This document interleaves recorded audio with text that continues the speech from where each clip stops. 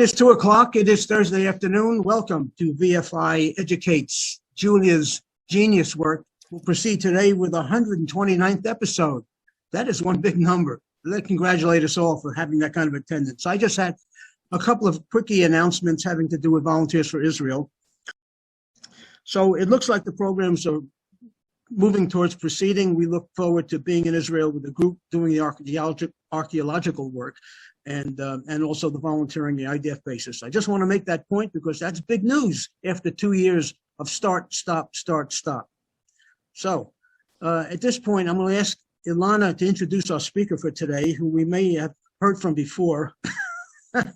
Oh, in case you're wondering why I look here, the background is just a picture. It is the background of my house, but actually my very expensive brand new HVAC system, the heater, has failed. So I'm sitting in 51 degree temperature right here in Pennsylvania, waiting for the place to show up tomorrow morning and fix it. Put your hat back on, Steve. That's my excuse. I will put my hat back on. Get some hot soup. Yeah, you know. That's it. So at this point, yeah. Julia, take it away. Well, wait. You didn't ask me if I had anything to say. Oh no. Okay, go ahead. You can see we're very formal on these. So I just wanted to follow up on what Steve was saying, because then people are still asking in the comments is where's the link to the video of that program? Steve, did you say this already? But I will be able to provide you with a link probably next Thursday or in a little bit. Right, but I won't be on this to give it to him. If you would like the link to the video of that recorded program, I'm going to put my email down in the chat. Feel free to email me and I will send you the link as soon as it's available. Right, the link will become available this evening. Right. As for Julia, she is our incredibly impressive and all-knowing guide who runs she's the official tour guide for all of our VFI Plus programs. And I feel like I'm related to her at this point with all of this, but she also runs and puts together all of these VFI Educates programs. Today she already is in the Israel Museum, Jerusalem, and she's going to be talking Second Temple period, correct? Did I get that wrong? Okay, we're good. Take it away, Julia. Oh, and if you have comments, please put it in the chat. We'll read through after, and then we'll ask anyone to unmute and ask questions after the chat questions are read. That's all. Thank you. Hi. Ilana, thank you so much. And I definitely feel like we are related and our cats are related and we have so much in common. I mean, yeah. Hi, Neely. I can see you. Well, I'm sorry. Amy is away, but yeah, he does not normally participate in the programs. And thank you so much for introducing me. And what I would like you to do now, or no, you can, Ilana. I need to become a co-host so I can share my screen. That is something that Steve has to do. Really? Because you are the host. Oh, you made me the host? Oh, thanks, Steve. I like it. Okay, then I can do that. I think you are the only one. I am. I didn't realize it. You did not know that this is such a heavy responsibility. No, there you go. Do you get the? Okay. Great. Great. So I will start sharing my screen in a second. Okay. So hopefully, wait a minute. I have to move you aside because I don't see what I need to see here. Okay, and here we go. All right. Can you all see my screen? You're supposed to see the greatest hits of the Israel Museum Part 3. Yes. Okay, amazing. So as Ilana just said, we will be talking about the archaeology wing, of course, which is right behind me. And we will be talking about the Second Temple period because we actually been to, well, I don't know if you all joined me, but those who did, we have already visited the Israel Museum twice. So first time we were talking about the ancient finds, and we made it through the First Temple period. And then we also visited the model of Jerusalem for the Second Temple period, comparing the model with the reality of the old city of today, of Jerusalem of today, better to say. And now I would like to make a historical progress and continue into the Second Temple period. So we will be talking about the finds, which, generally speaking, some 2,000 years old. Obviously, there's so much more to it, but even the this time frame is more than enough. And of course, I focused on the greatest hits according to my opinion, my understanding of this, because I was looking at things which will be, I'm not sure if familiar, but at least will mean things to you. And they do reflect things which still make a difference in our lives today. All right, so having said that, I will also add some magic to it. This magic is about a temporary exhibit. It does not have to do with the archaeology wing, but it's just located next door, and so I decided that we have to visit this one as well. And these are actually historical finds. So having said that, here we go. I am Julie Newman. I'm a tour guide. You have my email down here. And I will just remind that this is a pay-as-you-wish presentation, which means that support and donations are appreciated by people.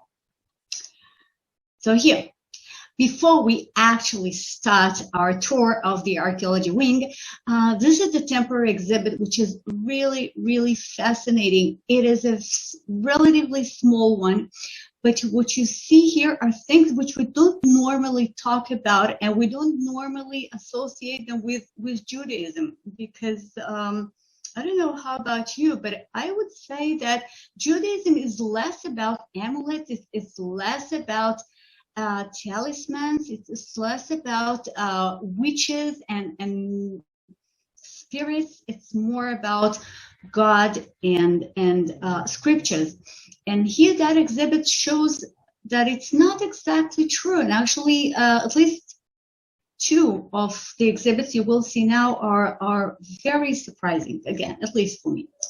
So the exhibition called Shema Yisrael, which of course refers to words of the fundamental Jewish prayer, which according to the tradition, I'm not sure it's true, but the tradition says that every Jewish child is supposed to say these two words first. I mean, when a child starts speaking, that's what he's supposed to say. Okay, Shema Yisrael. I don't think it works that way. I mean, I believe that Mama and Abba are, they will come first, but theoretically.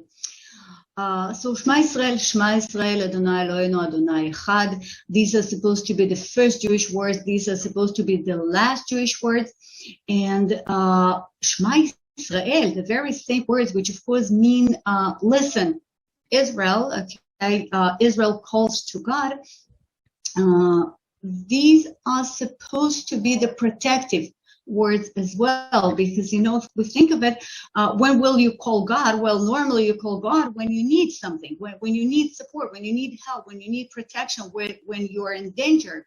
And so these very words of Shema Yisrael become protection words. And that's also associated, and this is the other part of the exhibit, which we're not going to visit right now, because then I will run out of time for the archaeology wing. So Shema Yisrael are also the first words which we put in the tefillin and in the mezuzah, right? And you put the mezuzah on the door and you put tefillin on your hands as signs of protection. So again, I've never thought of it that way, but when you put it tefillin on the door, you are supposed to, when you put a mezuzah on the door and when you put a tefillin on your hand and your forehead, you are supposed to remind yourself of your connection to God.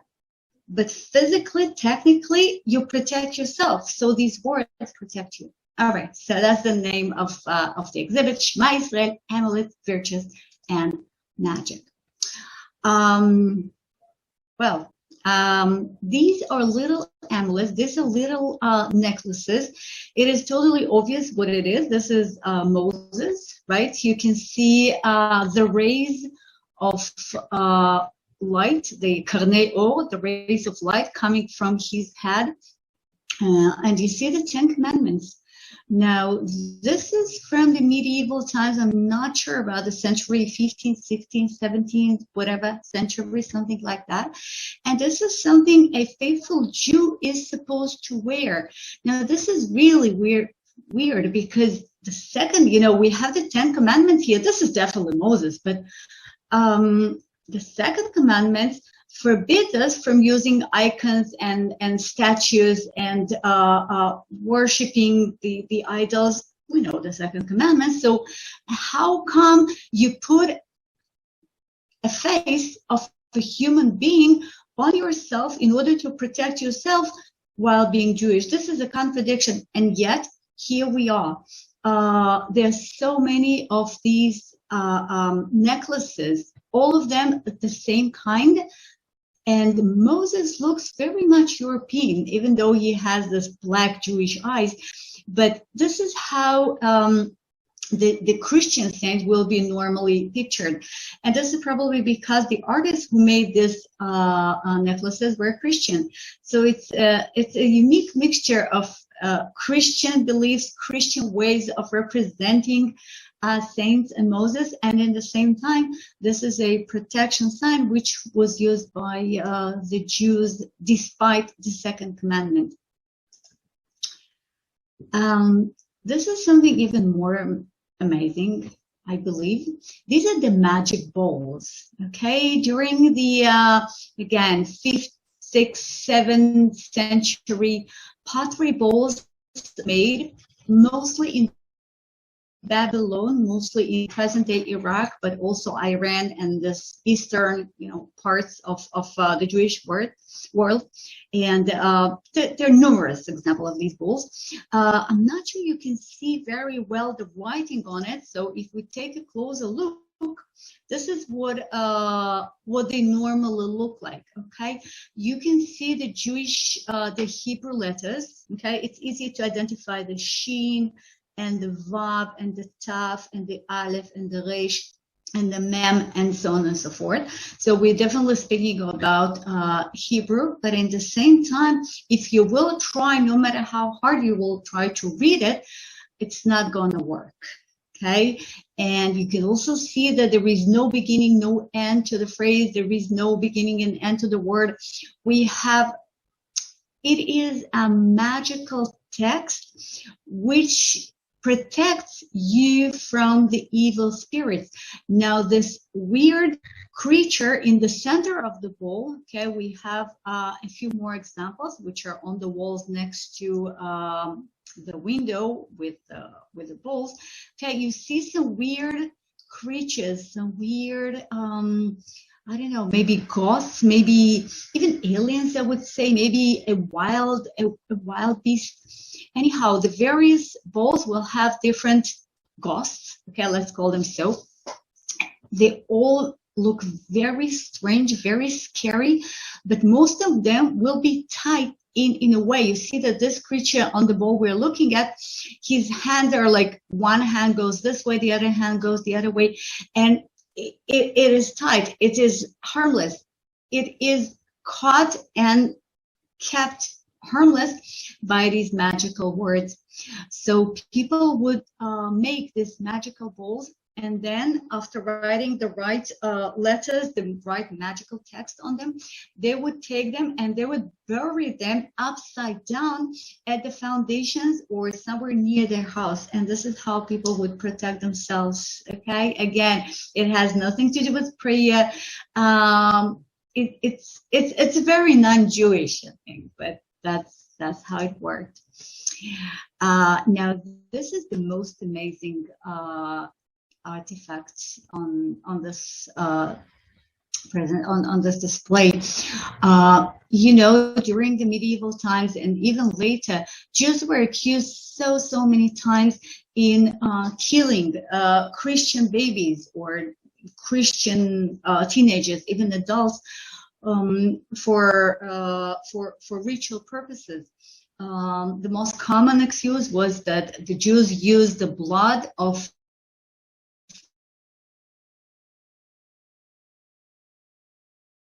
Julia, you're frozen. I'm hoping it's... I am frozen. Okay. Is it any better? You're back. Okay. Yeah, my internet connection is not stable. Maybe because we have heavy rain here, so there's not much you can do about it. Let's hope. Okay. So this little picture. It's frozen again, Julia. Should we all turn off our videos to see if that helps? Not sure since Yeah, let's do that. Let's disable where it says show video lower left-hand corner. Let's just disable it for the time being and see if that makes a difference in the bandwidth. if everyone could try and do that, just to turn off Right. their cameras. Turn off the camera. And at the same time, let's ask Julia, if she hears me, to get much closer to the microphone. I'm Maybe not having any trouble hearing her, Steve. Well, there's a variation in the volume level that's not right. And, Okay. it may be part of the bandwidth issue. I see. Okay, it looks like she's going to sign back in. Okay. All right. Thank you for hanging with us, folks. This happens when you do live anything, and we have a live signal coming from 6,000 miles away today. And so every once in a while, this sort of thing happens. But meanwhile, Ilana wanted to sing a song. I Yeah, will tell you this, Steve. I only sing songs with Carol. okay, That is the only way you'll get me to sing a Go for song. But Julia will be checking back in here. She probably is just adjusting things. Yep. So anybody have any questions about anything? Now's a good time. All you have to do is press your space bar, which will unmute you for that few moments. No Second Temple questions, though, because we need Not Julia yet. for that. Yeah. Okay. We could just. Oh wait. Yeah. You see her coming in? Themselves. No, I don't. Hmm. I'm gonna call her. What did she say? She about said, the Hey, historical- can you see me? Yep, there she Hear me? is. There she is. Okay, I'm back. Great. Yeah, I'm so sorry. I told you I have some I have some internet issues here. Okay, I need to become a co-host again, please. Doing Yeah. it right now. Okay. And Julia, we're working having on we're having a strange experience of your sound level going up and down. So I'm wondering if you get as close to that microphone as you can and keep the high level, it might be better. Yeah, let's see if it makes a difference. Thank you. it. Okay, I'll try. Okay. Yeah. Okay. Now I'm supposed to be able to share my screen. I actually find this sound way worse, Steve. Is anyone else having trouble hearing Julia? Because I wasn't before. Is anyone else having trouble? You can nod or No. no one else was having trouble, Steve. No. And maybe- now, No. Julia, you're almost too close to the mic. Okay. Is it better now? Yeah, that's a little better. It's clearer. Yeah, Alright. it's clearer. Uh, Thank you.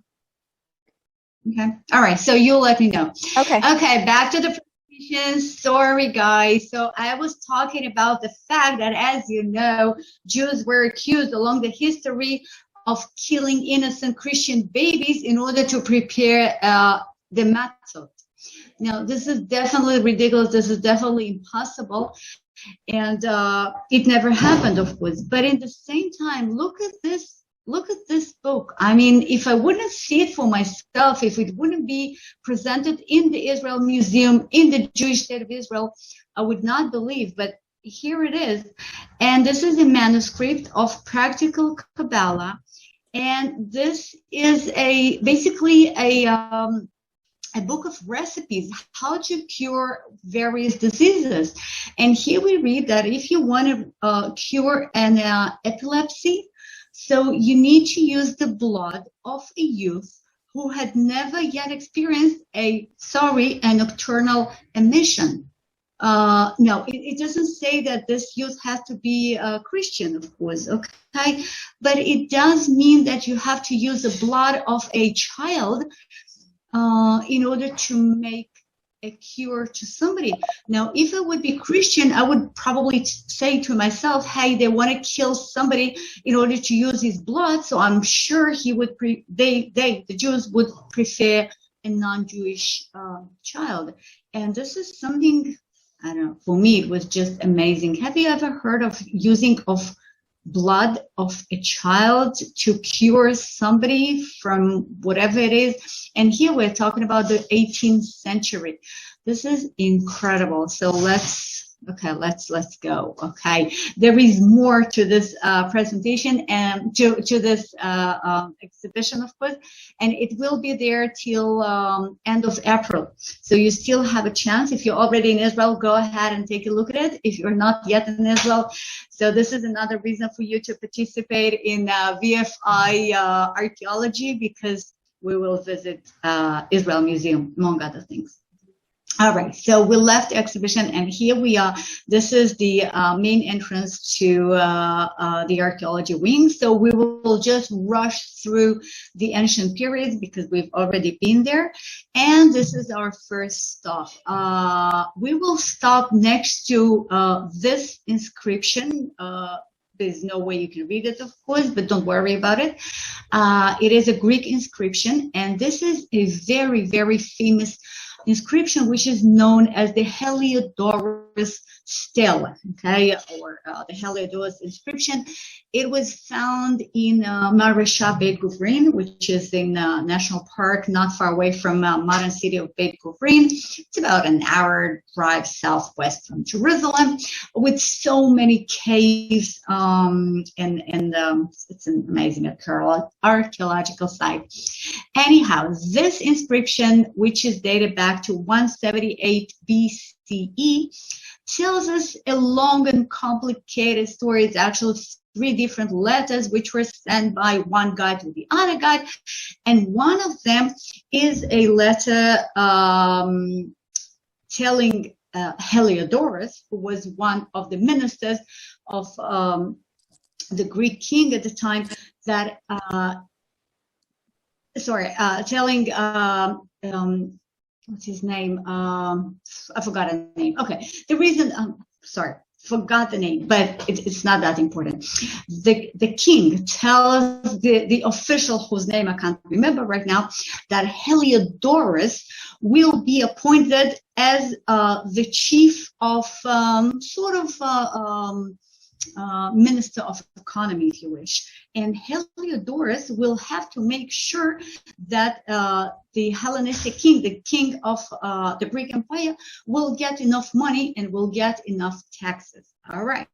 So why is it so important? Because we read in the book of Maccabees that this guy Heliodorus actually entered the temple and took the treasures from the temple because he needed to supply the taxes, the money, to the king.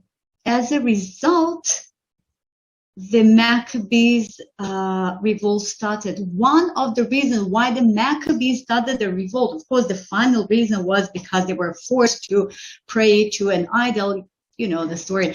But the reason why they were so fierce, the reason why so many people joined them, is because Heliodorus, according to the book of Maccabees, took the treasures from the temple, or better to say, was trying to get the treasures from the temple. And here on this inscription, which was actually found in Beit Guvrin, not that far from Jerusalem, we read that Heliodorus was appointed to be the one who's in charge of the taxes. So if you're looking for a proof to the fact that, you know, things which described in the book of Maccabees actually happened, that the Maccabees, the Hasmonean revolt, happened for a reason. So this is where you can find these proofs. Now, another thing described in the book of Maccabees is that Heliodorus tried to steal the treasures from the temple when he was not supposed to enter the temple to begin with. And then he was chased away by an angel. You can see the angel here. Of course, this is a much, much later painting, but that painting tells us the story of Heliodorus riding the horse into the treasury of the temple. Can you just imagine the feelings of the Jews back then? And then the angels protected the treasures of the temple. And then God told Heliodorus, well, since you were chased away by the angels, now you have to proclaim to all men the majesty of God's power. So according to the book of Maccabees, actually Heliodorus did not succeed. but the result was the Maccabees Revolt. And we all celebrate Hanukkah every year. We light the candles. We have the Hanukkah tours in the old city of Jerusalem and Nachlaot. And this is so much part of our lives. So I decided that we must stop by the inscription mentioning Heliodorus. Now, the second inscription is the so-called Theodos Inscription, which is younger. Okay, it belongs to the 1st century BCE, while the previous one belonged to the 2nd century BCE. So we stepped about a century forward, and this is the inscription. That's what it looks like. And what does it say? Well, it says, listen carefully, it's very important. Theodotus, son of Vetenos. We don't know these guys, okay? This is the only place where these guys are mentioned, but look at this inscription. It is important enough. Again, it is a Greek inscription.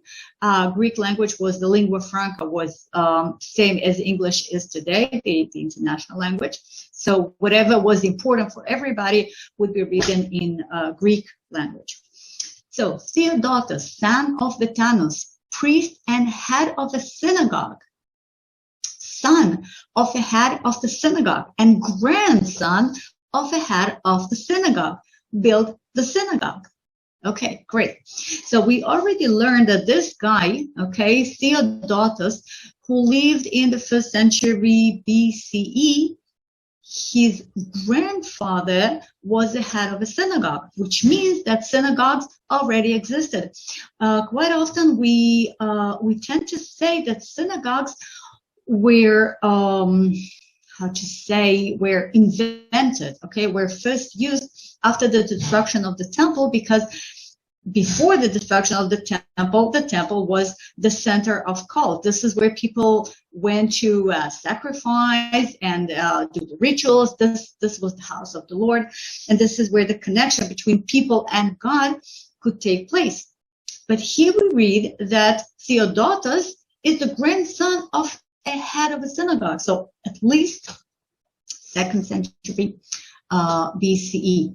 Now, that makes sense as we keep reading the inscription, because the synagogue, as you can see, was built for the reading of the law and for the teaching of the commandments, as well as the guest room, the chambers, and the water feeding as an inn for those in need from abroad. Great. So it was meant to be a school, maybe a Beit Midrash, maybe a hostel, maybe a guest house, maybe a dining room.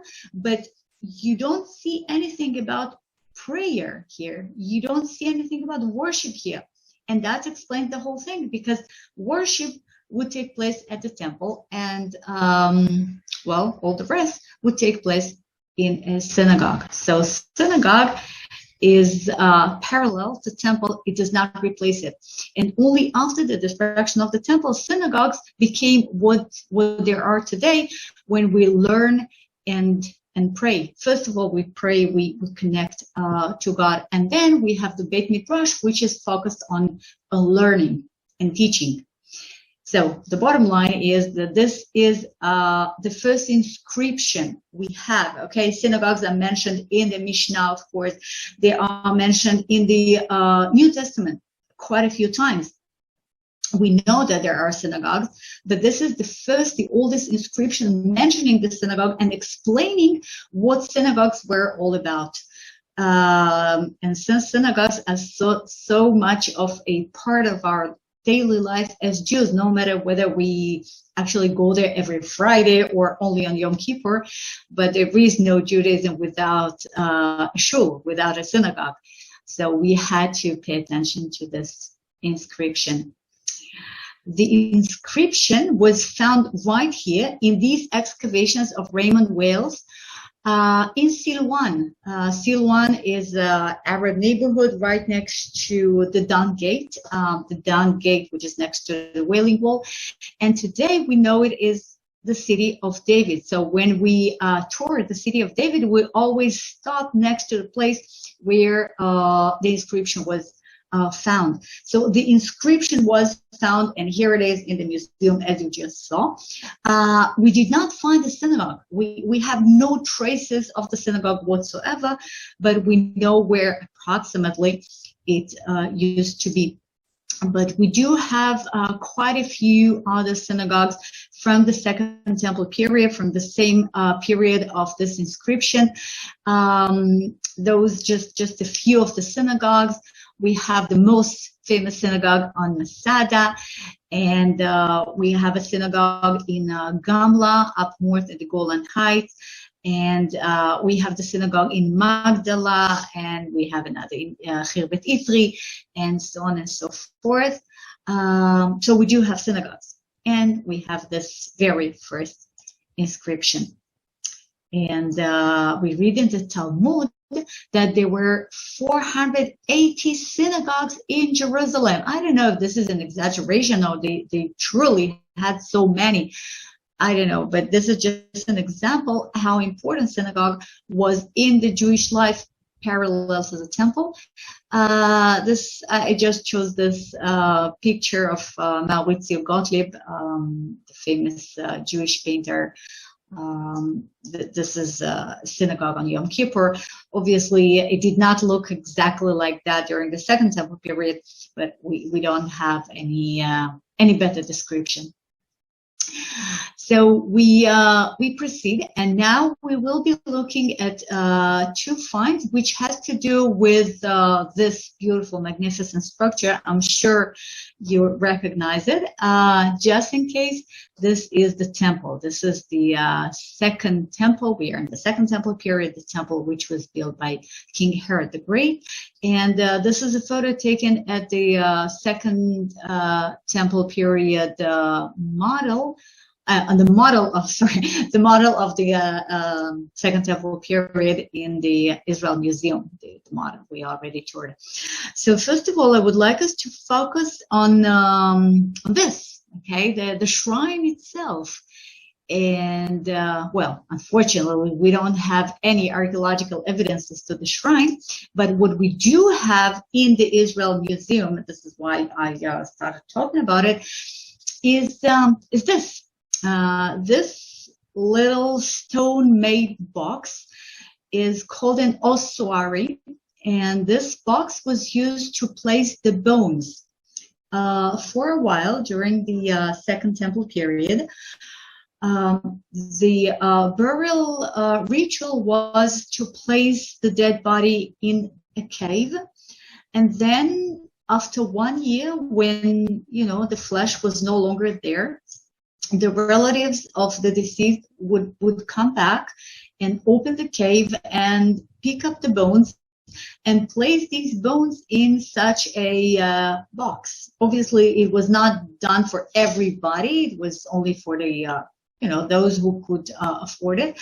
But that was quite common. At least I can say that it was common enough. So we found dozens, hundreds of ossuaries all over Israel, and especially around Jerusalem in Judea. And most cases, these will be just stone-made boxes, which are long enough to place the longest bone of the human body inside, which is the hip bone.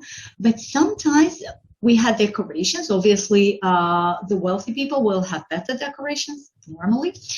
And sometimes, and this is quite rare, but sometimes we will have the name of the of the person who is inside. Well, not the person, the bones of the person who is inside. So in this case, it's a bit difficult to read what it says, but maybe you can identify if you read Hebrew. So maybe you can identify the first letter here. This is a Samech, and then this is a Mem, and then we have a Vav, and then we have Nun, but it's not the final Nun, not the Nun we use today in the end of the word. It's just a regular Nun, but it doesn't matter. It is Simon, okay, Simon, and then, and that's the important part. This is the amazing part. It says, Boneh Heichala. Boneh is the builder, and Heichala in Aramaic is Heichal in Hebrew, which is a shrine, of course. So, it was found in a burial cave in modern day Jerusalem, which is a neighborhood which is not very far from the old city.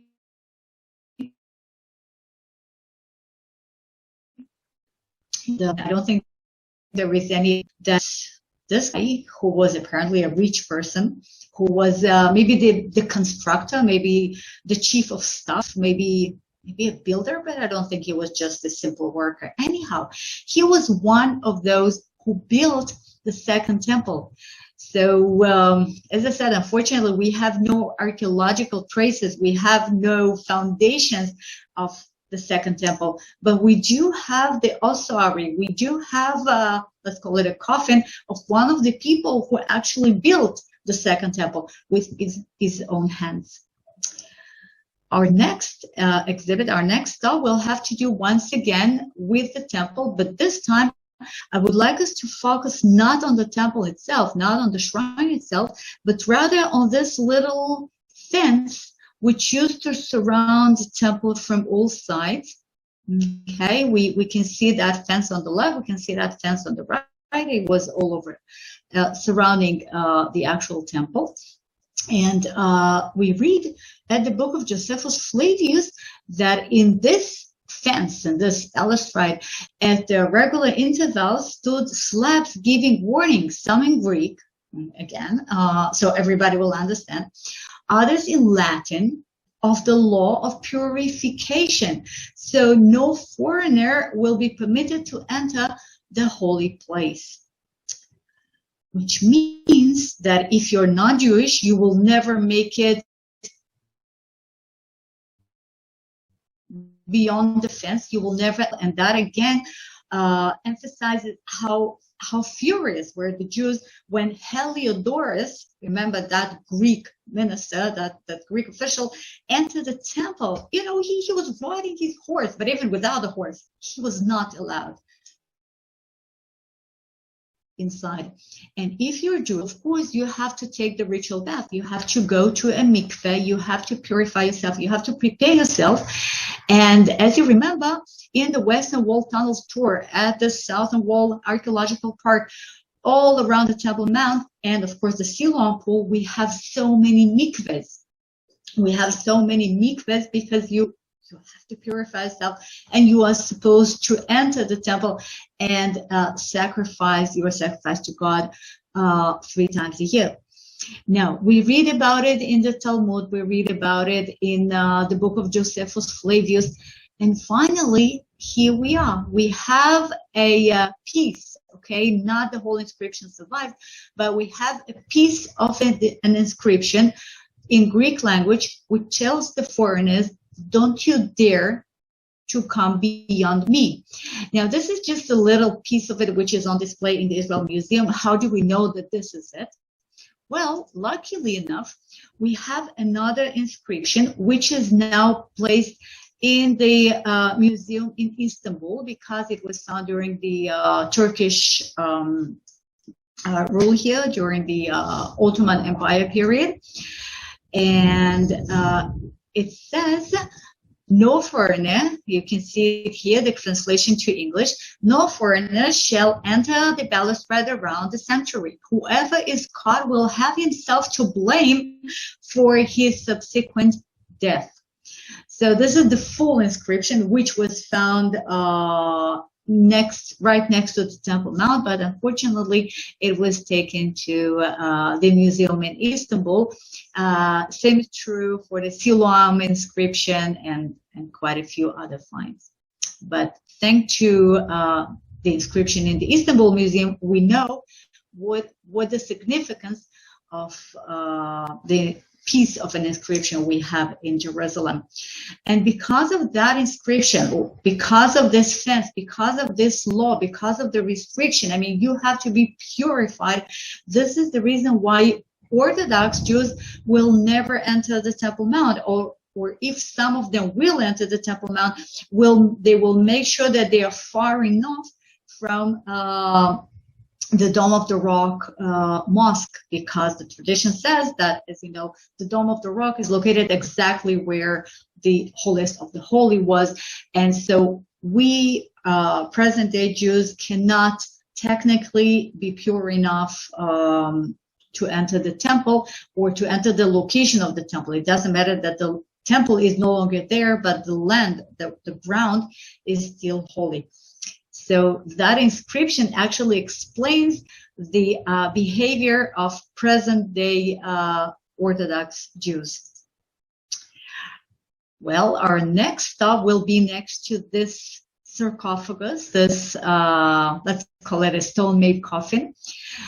The coffin was not found intact. It was found in pieces, and you can see that this is actually a reconstruction of the sarcophagus as it used to be.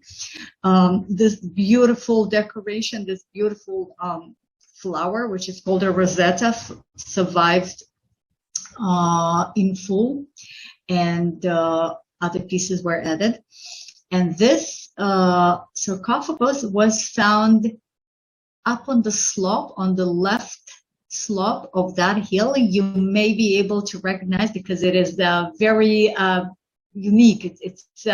There's one of its kind in Israel, which looks like a little volcano. And this is, of course, Herodian, one of the fortresses which was built by King Herod the Great, which later became his graveyard. This is an aerial photo. This is just a beautiful photo. This is more or less, by the way, what Herodian looks like today. You can see that it's all green. All around it is green because it's springtime in the Judean desert. And this is the inner part of the volcano. This is the fortress itself. We had a virtual tour of Herodian before, so just a little reminder. And this is the location of the tomb of King Herod. This is a reconstruction of the nefesh of the structure, which used to be on top, which was much, much bigger than the reconstruction we have there now. Needless to say, the importance, the significance of King Herod the Great for us till our days, our very days. Just to mention one thing, King Herod the Great is the one, of course, who built the second temple, and he's the one who built the retaining wall, the western wall, the kotel for us. So each and every one who goes to the kotel to pray, to put a note, to wish, to think, it's all about King Herod. So Jewish tradition blames King Herod of all evil deeds. Jewish tradition hates King Herod. Same is true for the Christian tradition, by the way, because King Herod, according to the New Testament, was the one who commanded to kill the innocent babies, trying to get rid of baby Jesus or baby Yeshua. Anyhow, King Herod the Great is the ultimate evil, but there is no way we can imagine Jerusalem or, Jewish tourism without King Herod. So this is his tomb, and I believe this is a good enough reason for us to pay attention to his sarcophagus. The sarcophagus was broken apparently during the revolt, maybe the Great Revolt in 70 AD, maybe Bar Kokhba. Anyhow, as you can see, not much survived of the tomb, and the bones were never found, probably consumed long ago by wolves and hyenas. But we did find this pieces of the most beautiful, the most precious sarcophagus, which was found right here. And so we assume that this is the sarcophagus of King Herod the Great. This is a find which I'm not sure this is the most important one, but this is a really unusual, and it's really like, oh, wow. This is an anchor, of course, which was found on the shore of the Dead Sea, not far from En Gedi. It's made of metal and wood, and it's covered from all sides with a very thick layer of salt, of course. It is about 2,000 years old, and it proves that there was sailing at the Dead Sea. Now, we did not really need a proof because we knew that people sailed the Dead Sea. It is described by ancient historians, and why not? You know, this is the best way to get from one place to the other.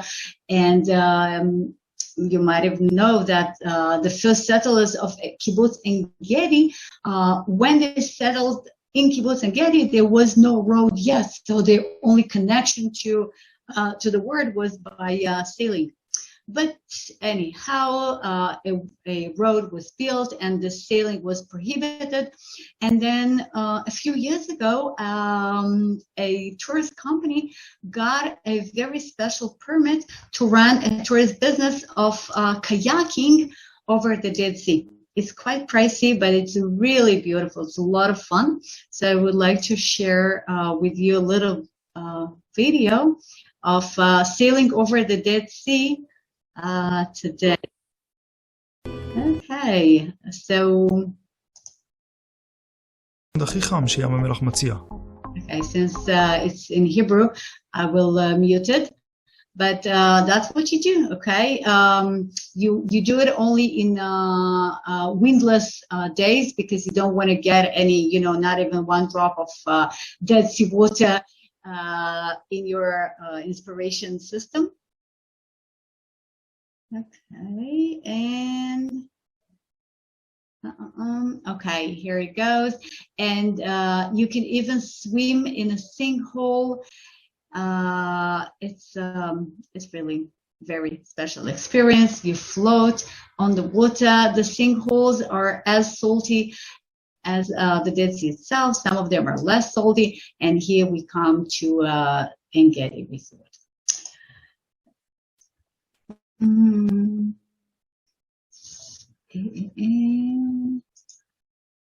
Okay.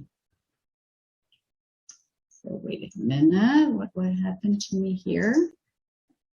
Can you? Okay. Okay. Back in business. Okay. Our next stop will be. Well, this is a sad one, but I've just mentioned King Herod the Great, and I mentioned that. He is the ultimate evil in Jewish tradition and Christian tradition as well. And right next to the sarcophagus, we have another ossuary, another stone-made box for bones.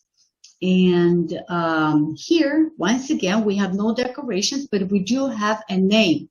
And this name is Yochanan ben Chakol, okay, Ben, the son of Chakol. We have no idea who he was and who was his father. We know nothing about this guy. But when this ossuary was found, again, inside present-day Jerusalem in a neighborhood called Givat HaMivtar, a bit north of the old city, this ossuary, unlike most of them, was untouched, was never opened before the archaeologists opened it. And this is what they found inside. I'm not sure you can tell what it is, but this is a bone, and inside you can see a nail. It's actually a 2,000 years old proof of crucifixion. And we know exactly how the crucifixions were done. Jesus was, of course, not the only one who was crucified. This was a very common, very typical, very humiliating, very painful death in the Roman period. But this is the only physical, the only artifact ever found, and it was found in Jerusalem. I mean, this Yochanan ben Chakol, who was apparently a robber, a thief, or something like that, maybe a rebel. We don't know who he was, but he was crucified just like Jesus. And you can only imagine how important this artifact is for Christians. And because it is so important, this is one of the very, very few artifacts which are not truly on display. I mean, when you walk in the archaeology wing, you will see this artifact on display, and this is why I'm talking about it. But if you look carefully at the label, it says replica. So the actual find is stored in a storeroom, who knows where. And here we have an exact replica, so nobody will try to steal it because, we have only one bone like this. So this is one of the most important stops for Christians in the museum. And this is, I believe, one of the most important stops for Jews. This is an inscription. You can see that inscription on the left, which was found in the Jewish quarter, in the so-called Herodian quarter, in the Herodian mansion. It's an archaeological museum inside the Jewish quarter. And let's take a better look. Okay, I hope you can see it better now. This is a menorah. This is a menorah. This is a simple inscription which was made on the wall of the house of this wealthy, very wealthy family. Look at the mosaic floor. Look at these stone-made vessels. They were probably priests, maybe even the high priest. Who knows?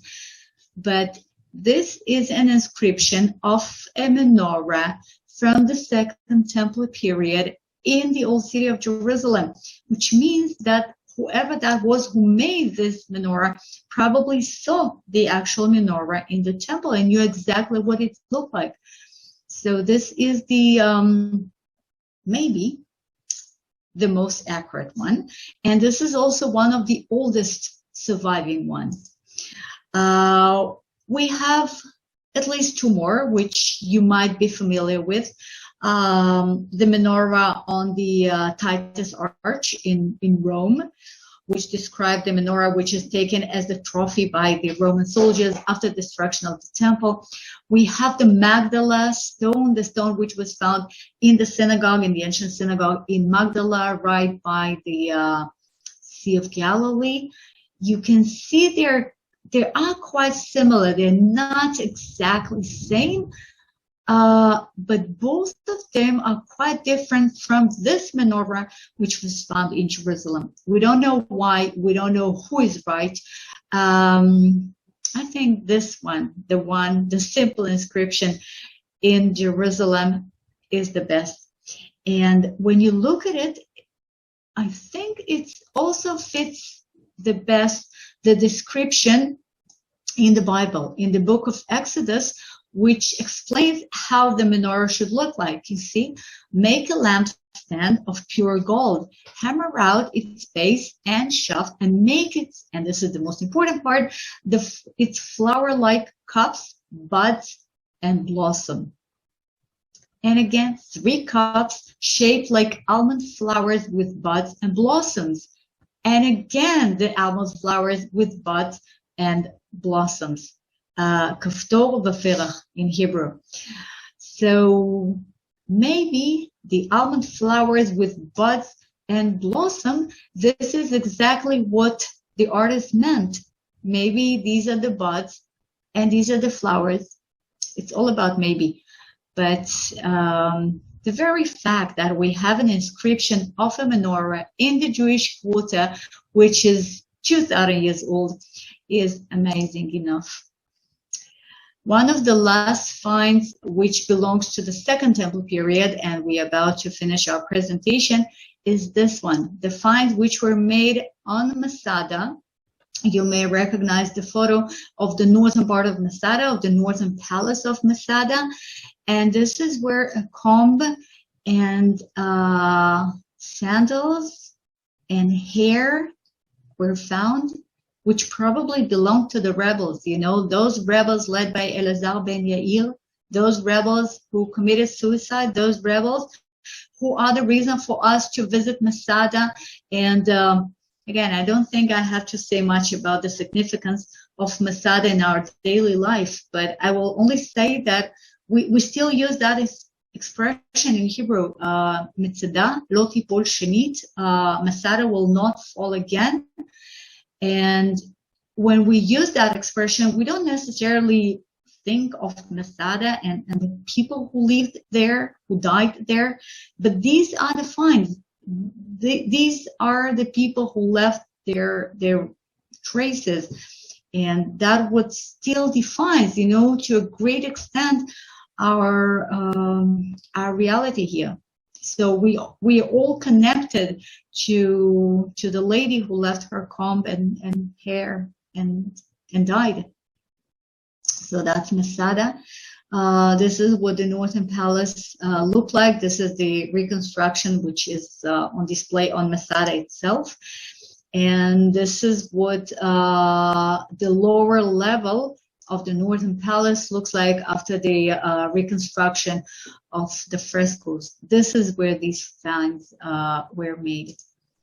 And finally, Barcode the Revolt. The Barcode the Revolt started about 70 years after the destruction of the Second Temple, so it's not officially part of the Second Temple period, but I decided to include it in this presentation because the temple was ruined in 70 AD, but there was still some hope. There was still Jewish presence. People still lived in Jerusalem. It was still sort of the same time frame until the Barcode the Revolt. After the suppression of the Barcode the Revolt, which was the last Jewish revolt against the Roman rule, this is when the great diaspora started, and this is where the majority of Jews left the land of Israel, and Jews were not allowed to live in Jerusalem for many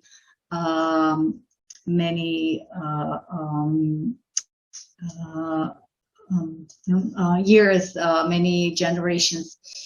And the emperor, the person who is responsible for this, was Adrianus.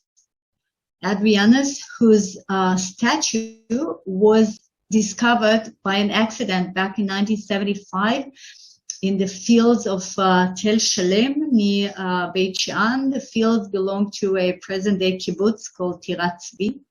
So they found this amazing bronze statue, placed it in their dining room, of course, and later it was moved to the Israel Museum, and here it is, this handsome emperor, this person is responsible for the fact that, we are talking about the 2,000 years old diaspora, which started because of him.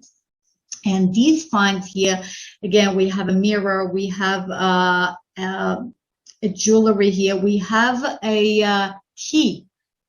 We have two keys. Can you see that? And we have a purse. All that belonged to a wealthy, noble woman from Jerusalem whose name was Bafta. She escaped from Jerusalem during the Barcode the Revolt. She was hiding in a cave, which is known as the Letters Cave, Merat Eigrot, in Hever Creek in Judean Desert, not far from En-Gedi again. She took all her personal belongings. She took all her documents with her, nicely placed in this purse, and she never came back. And, when you take your key with you, you obviously believe that, okay, I leave now, I have to hide now, hard times, but I will be back. She never came back, and neither did she, nor did other Jews. They never came back to Jerusalem. And that was a full, total victory of the Romans. But in the same time, here we are walking virtually. I was walking physically the other day, the archaeological wing of the Israel Museum, and we are back, and the Romans are gone, and Adrianus is just a bronze statue.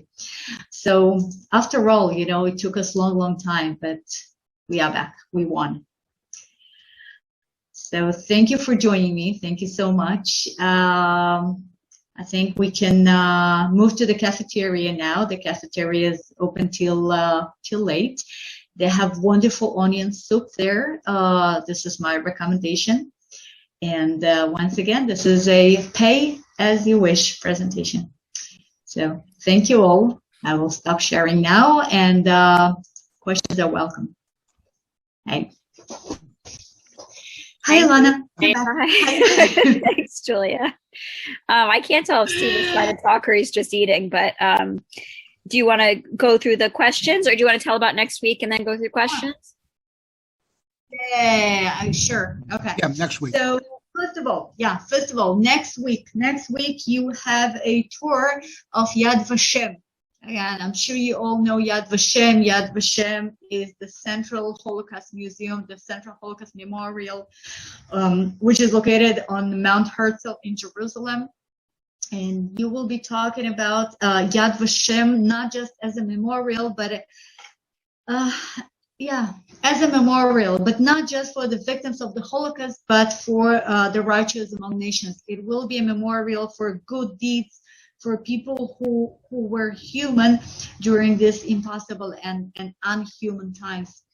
So Yad Vashem will be next week with a colleague of mine who is an amazing tour guide, whose name is Ro'i Hanani, and you already met him before, so this is another opportunity for you to enjoy his guiding. So that's next week, Yad Vashem. And now questions. All right, let's start. I hope I will not lose you again because I have a thunderstorm here. Yeah, the sound is going in and out a little bit. I'm sure hopefully it'll be okay. I hope so. Okay. So Glauco wrote that Kabbalistic Ritual mentioned the Gospel of Matthew. Isn't it strange? Yes, it is. This is something I did not mention, but obviously you could read it for yourself. The Kabbalistic Ritual, which talks about using the blood of a young boy to make a cure, also mentions not correctly pronounced, but still you could recognize the names of the three magicians, the three kings, which brought presents and adored baby Jesus after he's born, according to the Gospel of Matthew. So yes, indeed, all we can assume that there was some penetration of Christian rituals into Judaism, or maybe it was penetration of Jewish rituals into Christianity, and then we have some mixture of both. We don't have a real explanation to it. It's just a fact. So your guess is as good as my guess or the curator's guess. Okay, it does not say a dead boy. That's true. It says only use a blood of a boy. So theoretically speaking, you can just ask for a donation of blood. You don't necessarily kill the boy. I don't know. I'm not sure the boy would be kind enough to donate money. It doesn't say that it should be a volunteer. It does not say more than it says. But I think that if a Christian reads this text, so he would assume that we are talking about a dead Christian boy, and that will definitely, contribute to his evil feelings towards Julia. Jews. Julia, Yeah? I think there were a couple questions before that one. Did I miss that you answered them? Because I'm answering questions. Yes. Because you had to leave and you came back. I can tell you, there's just two. Why were Roman numerals used on the Moses amulets? Perhaps they are not Jewish jewelry. Exactly. So as I said, the jewelry, it's not actually jewelry. It's amulets. It's talismans. It's a protection thing. Yes, it was definitely made by Christian artists. It was definitely made by Christian artists, and this is why Moses looks like Saint Matthew or something like that. Okay, but it was used by Jews. It was used by Jewish families. So again, we have a very strange combination of a Jewish ritual with a Christian tradition. But it's just one of the things when you have a fact. And then just a little comment that you might want to comment on. The Moses necklace and the magic bowls are from centuries later than the Second Temple. So Phyllis wrote. Yeah, that's exactly true. As I said, it's just the exhibition located next door to the archaeology wing, and since this is a temporary exhibition, so I decided that we should, take a look at it. Of course, it is so much later than the Second Temple. I think that's all you missed.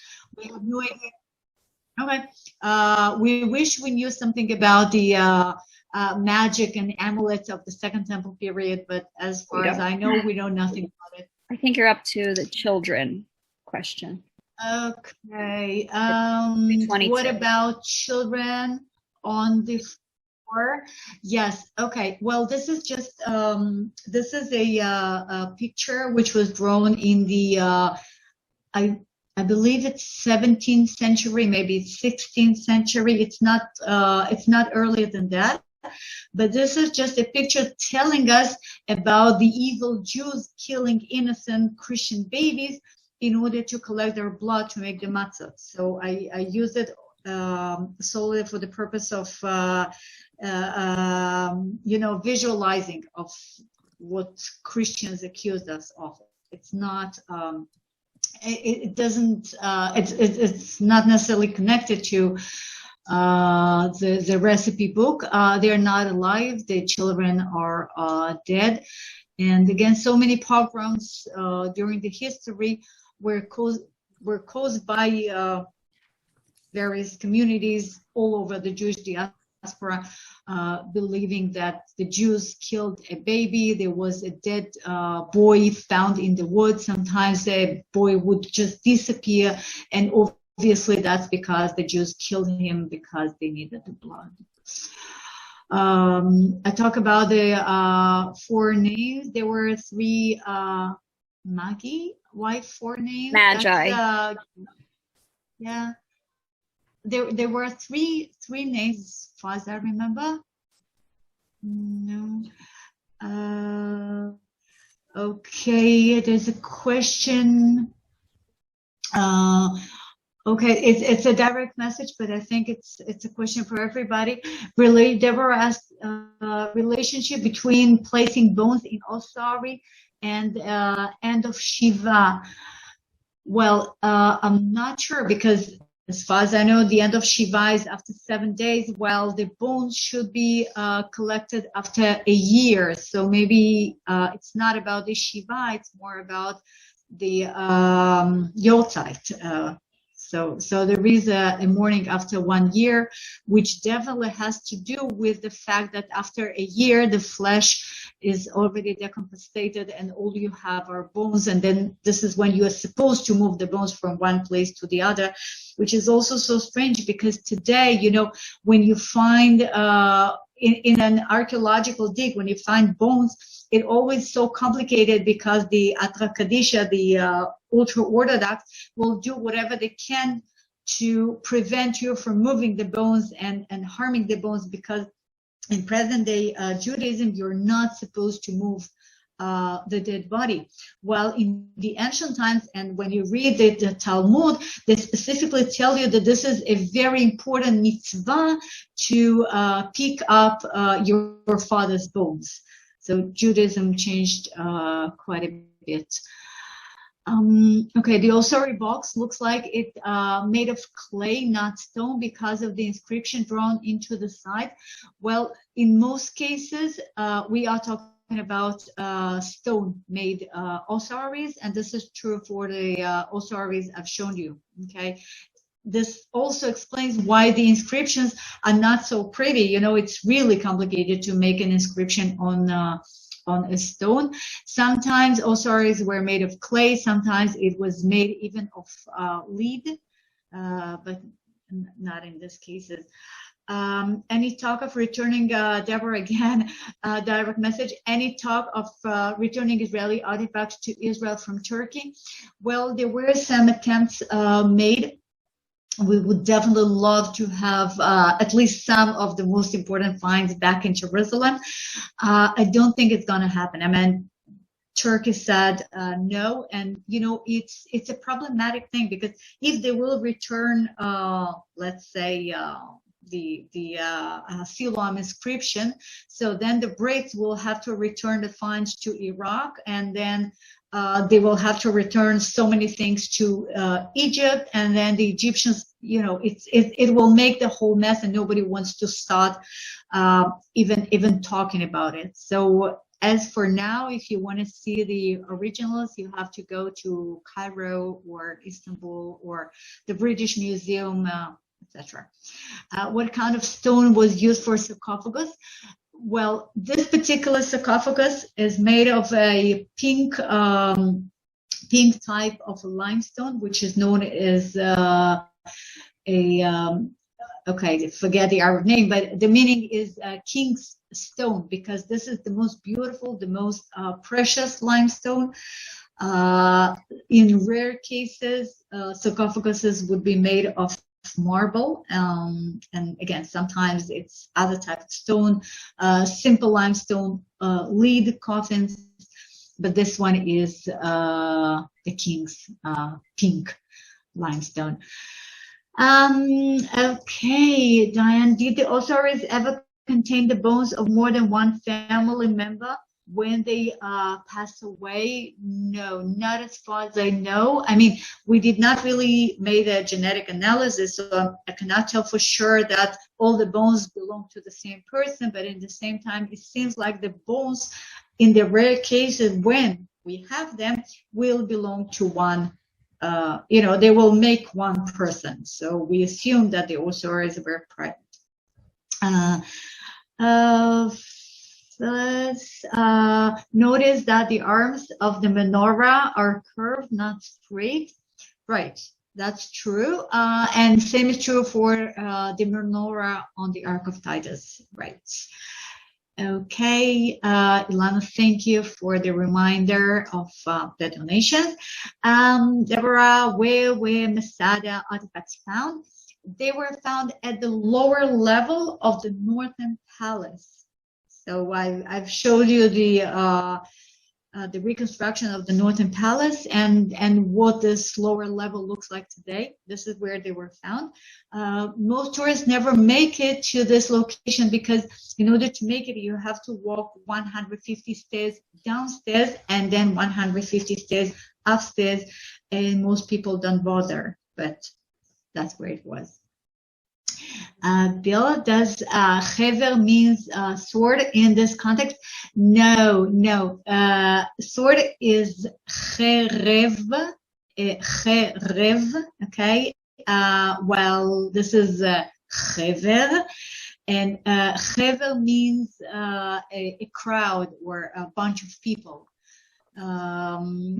It's, as far as I remember, the name of the creek is Hevel because it sounds similar to the original Arab name of the place, but I'm not quite sure. But anyhow, it has nothing to do with the sword, with the Khereb.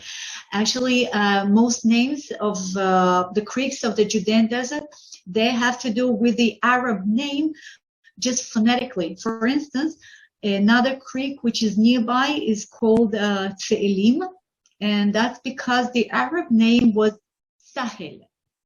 So, in order to make it sound Hebrew, it was converted to Tse'elim, while Tse'elim is a name of a tree which will never grow in the desert. And I'm quite sure that Chever is just a Hebrew sound of the Arab name. All right, thank you. Oh, there's so many things. Thank you. Okay, Harry, Titus Arch, a local ban on Jews walking under the arch was placed under. All right. Okay. Thank you, Harry. So we will never walk under the Titus Arch. Well, actually, it is totally illegal for everybody whatsoever to walk underneath the arch because it's an archaeological monument. Okay. Gail, are the menorah arms supposed to be curved? Well, this is a good question. I mean, you can read the book of Exodus, chapter 25, just the way I do. It says nothing about the shape of the arms. It only describes the decorations.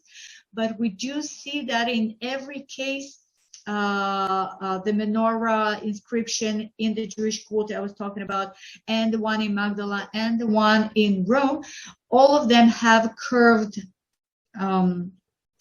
arms. So I would assume that this is the right way to make it. But again, it's not specifically said in the Bible. All right.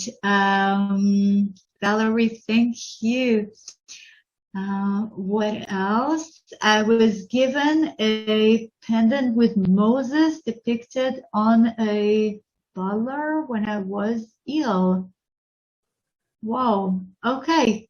Deborah wrote that she got a Moses depicted on a toddler. As a toddler.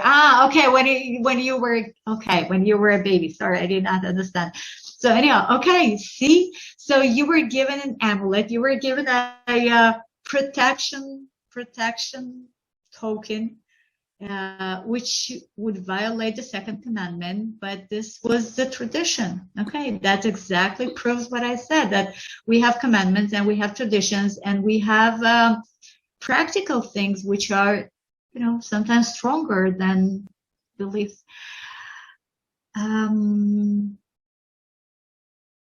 Okay.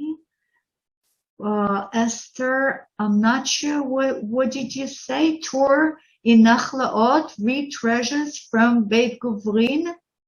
Why there? Esther, sorry, what did you mean? Can you hear me? Yeah. When you were talking about Heliodorus and the fact that it was the treasures were found in Beit Guvrin, then you mentioned a tour that you gave in Nachlaot. And I'm wondering, why did you make the connection with the Nachlaot tour? Okay, now I understand. Okay, what I meant, I was trying to explain why I think the Heliodorus inscription is so important. I mean, why it is actually meaningful in our present day life. So because of this, I mean, the inscription of Heliodorus is connected to Hanukkah, okay?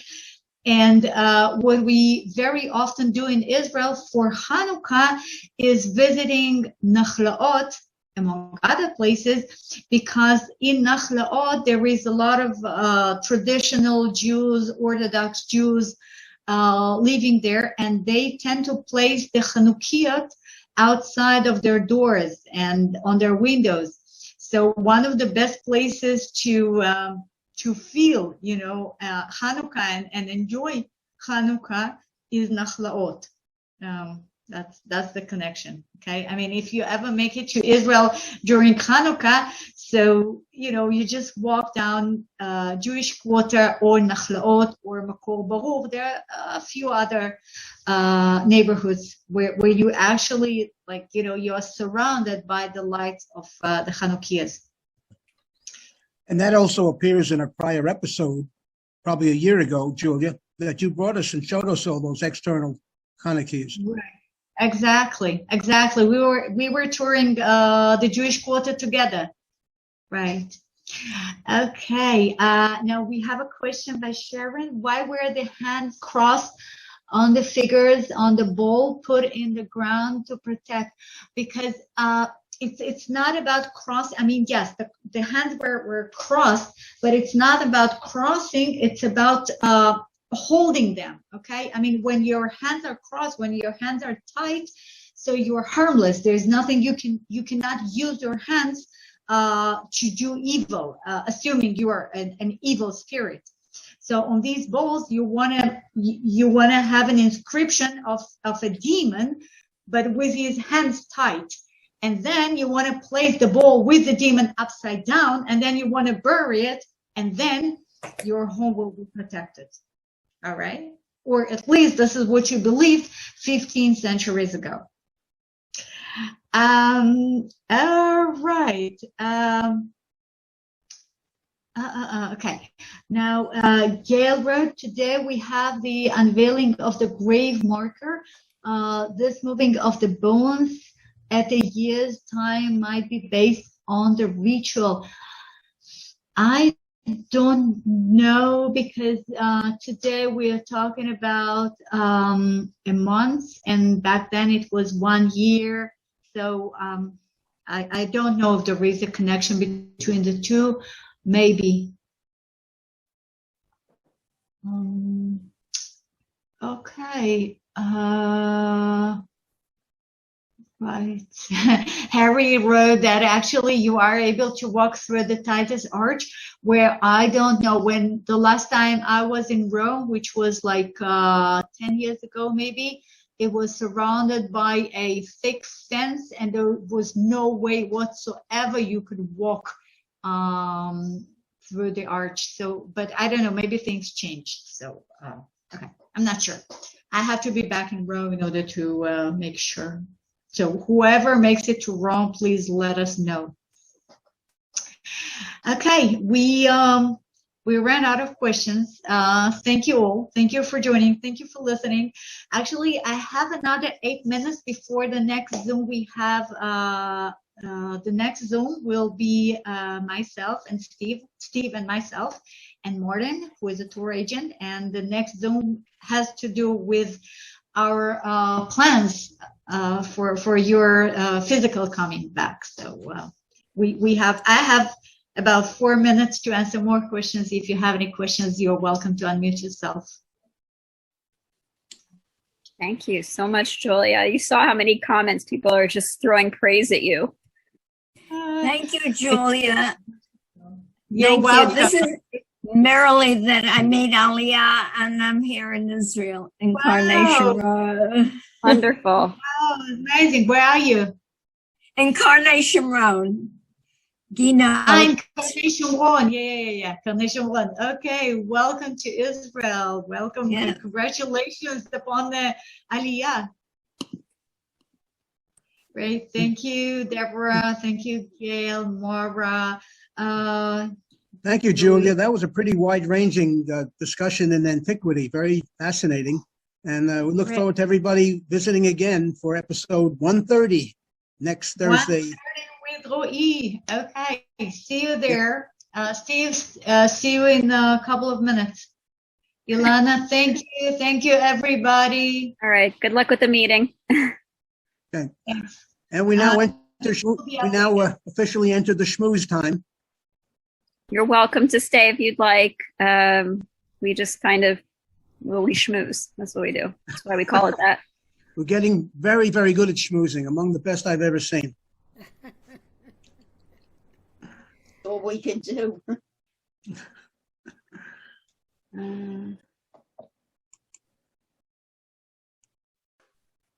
Steve? Is Steve off? Mark, I'm going to try to get you an answer. Can you message me your email address? Sorry, I got a private message. Can everyone hear me? Yes. Okay, unmute yourselves and schmooze. We got lots of time to schmooze because in Michigan we got lots of snow. Nice. As if there wasn't, you were going to be out partying, right? Yeah, you got it. Now I have to dig tunnels and igloos, make igloos. It sounds like right up your alley. Oh, yeah. Well, it's about time you went and did something constructive. That's what I should have said, Larry. How about snow angels and snowmen, Harry? Come on. I prefer to make igloo condos, and the housing market is way up. You charge. You charge. Yeah, the ice house. My goodness. Jerry, you have words for us? Words of wisdom? All right. Yeah, Larry, why didn't you ask your question? Jerry, could you tell us something about the latest on COVID? And Jerry, if you could, just for the people who aren't usually, is there anyone who's not usually here? Yes, if you could just say why we're asking you, just because I don't want someone to think it's like this random guy who likes talking about COVID. Jerry's a legend in his own mind. Yeah, but not everyone here knows Jerry. So Just some guy we found on the street. listen, just because not everyone here knows Jerry, so I just want them to know that he knows what he's saying. Yes, well, as you know, in Tel Aviv, there's a sign with my name on it. It's called Gershon Street, and that's my Hebrew name. And I think that's why people have chosen me to make comments about. No, that's not it. No, Jerry, it's not it. That is it. All right. That is it. Come on, Alana. No. Okay. Well, the reason I think the reason is that in my former life and currently actually, I volunteer at the hospital or actually the medical school at the Washington University here in St. Louis.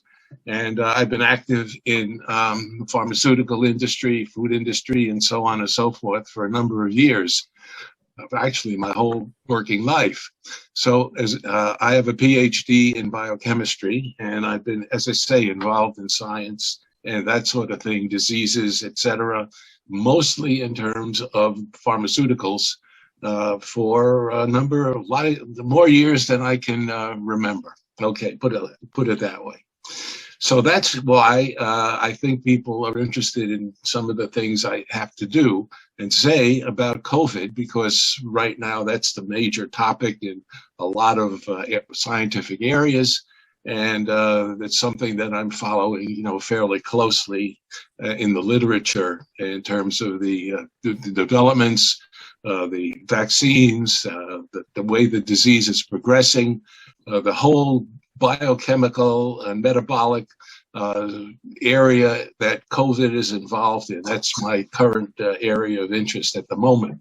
So I do know, I think I do know quite a bit about it. I am not a physician. I do not treat. I do research. I develop. And most recently, I was developing drug delivery systems for a number of different diseases. So that's basically. That's why we asked Jerry. Pardon me? That's why we asked Jerry. Yeah, that's why they asked Jerry. So now Jerry's going to give an update. Jerry knows. Jerry knows. Jerry knows. Okay, we got that. Do you work for a particular company or the government? No, I didn't work for the government. I worked for several companies. I worked for Baxter. I worked for Mallinckrodt. I worked for a company here in St. Louis called KV Pharmaceuticals, which made generic drugs. And let's see, did I miss one? Yeah, I worked for Sanofi. So, yeah, I've had a bit of experience in the pharmaceutical industry. Anyway, so what's the latest on COVID? Well, for one thing, hospitals are full. I read today that in Israel, they're complaining that the hospitals have reached their limits. That's been the case here in the United States for the last couple of weeks. And here in St. Louis, there's at least the number of people that are being hospitalized is starting to come down. Now they say that the new Omicron is less, it's more infective. In other words, it'll spread very easily and get everybody, but it is not the disease that develops from it is not that serious as with the Delta variant. But yet you see in the hospitalization records that, there's just as many people in the hospital now as there was before the Omicron. The reason for that is that the people who are unvaccinated are much more likely to end up in the hospital, regardless of whether it's the Delta or the Omicron. But especially with the Omicron, because it spreads so much more easily and so much quicker.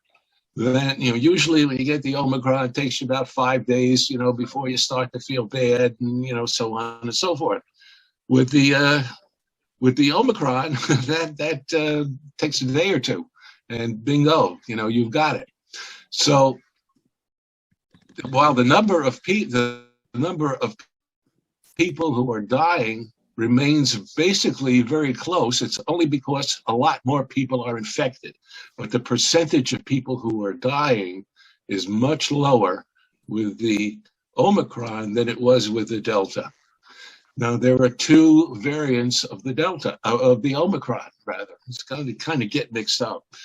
It's called AB1 and AB2, and AB3. AB1 is supposedly the original. AB2 and AB3 are the mutants of the Omicron. And these are probably reported to be just as effective as the original AB1, but they don't seem to be any worse. In other words, if you get AB2 and AB3, you might as well get AB1 because it's not going to make any difference in terms of the outcome. So that, basically is it. There are treatments for severe Omicron. There